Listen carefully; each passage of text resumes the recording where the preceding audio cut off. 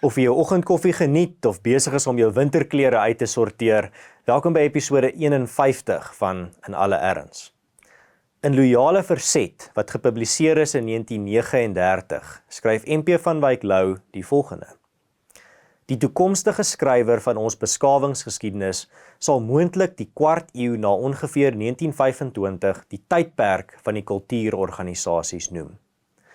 Voorbeelde van wat NP van Wyk Louw hiermee bedoel, kan gevind word onder die vele organisasies wat op die been gebring is deur die suksesse en momentum van die Help Mekaar beweging rondom hierdie tyd.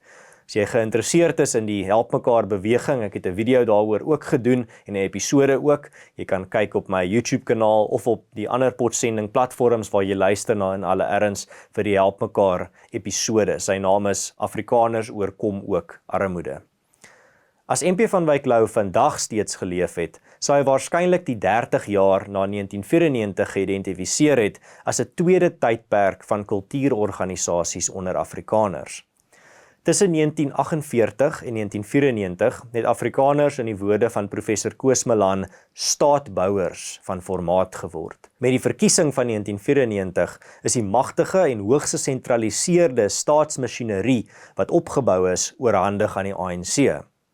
Vandag word hierdie einste staatsmasjien deur die regerende party gebruik om teen onder andere Afrikaners te diskrimineer, as ook om Afrikaans as onderrigtaal te marginaliseer. Hierdie nuwe omstandighede het Afrikaners gedwing om die gees van organisasiebou in ons erfenisskatkis te herontdek en af te stof. Stadig maar seker het hierdie 'n kollektiewe kopskuif onder Afrikaners teweeggebring, opgesom in die toenemende gebruik van lese soos ons sal self en die toevoeging van konsepte soos staatsbestandheid en selfbestuur tot ons woordeskat en probleemoplossingsgereedskapskissie. Reeds in 1939 het van Wyk Louw die Afrikaners se vestiging van kultuurorganisasies geïdentifiseer as 'n manier om hom aan te pas by die nuwe omstandighede in die nuwe land, net soos die wit pels van die poolvos of die vetblare van die Karoo plant aanpassingsorgane is. Einde van Wyk Louw se aanhaling daar.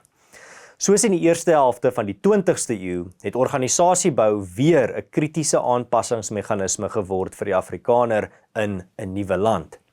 Die krag van kultuurorganisasies lê vir van Wyk Louw in hoe hulle Afrikaners saamsnoer tot 'n eenheid wat ons eilverspreide volk nie territoriaal besit nie. Die ontwikkelings onder Afrikaners wat uitstaan in die 30 jaar na 1994 sou waarskynlik nie vir van Wyk Louw onkant gevang het nie. Hy het juis in sy geestesoog gesien hoe organisasiebou 'n kritiese en groeiende rol in die toekoms van die Afrikaners se stryd om voort te bestaan gaan speel. Sy voorspelling in 1939 lui soos volg. En juis omdat hierdie vorm van organisasie so noodsaaklik vir ons voortbestaan as volk is, sal dit ook nog baie verder ontwikkel, sowel wat omvang as integrasie betref. Ons staan nog maar eintlik aan die begin van hierdie groot ontwikkeling. Die dag sal kom dat daar 'n net van Afrikaanse kultuurorganisasies oor ons land uitgestrek lê, waarin elke Afrikaner van die geringste tot die hoogste betrokke sal wees, wat waarskynlik sterk sentraal saamgesnoer sal wees en soos 'n piramide sal oploop tot sy spits, en waarin alle belange van die Afrikaner as aparte groep verteenwoordig sal wees. Dit is 'n toekomstige ontwikkeling wat los staan van alle politieke oorwegings wat alleen deur die volk se wil om te bestaan bepaal sal word. Einde van Wyk Louw se voorspelling. 'n Voorbeeld van die vrugte van organisasiebou is die Solidariteitbeweging, wat bestaan uit bykans 50 instellings met meer as 570.000 lede. Hierdie instellings dek 'n menigte fokusareas, insluitend welstand, onderrig en opleiding, burgerregte, veiligheid, werk, eiendomsontwikkeling, finansiële dienste, kultuur en erfenis, media en meer. Duidelik het die bepalende faktor in van Wyk Louw se analise, die wil om te bestaan, geseëvier. Die groot gros jong mense wat betrokke raak by die Solidariteitbeweging se menigte instellings en die fakkel van verantwoordelikheid stewig in hul hande neem, is 'n sprekende voorbeeld hiervan. Flip Buys, voorsitter van die Solidariteit-beweging, som hierdie nuwe mentaliteit, houding en uitkyk wat wortel geskiet het onder Afrikaners in die afgelope 30 jaar mooi op. Ons wil self, ons kan self, ons mag self, ons sal self. Kom ons doen ons deel om te verseker dat ons aksies vandag steeds spreek van daardie aanpasbaarheid wat Van Wyk Louw raak gesien het onder Afrikaners in sy tyd. Of ons die toekoms kry wat ons wil hê, hang steeds af in ons eeu, soos in Van Wyk Louw sin, van die krag van Afrikaners se wil om voort te bestaan.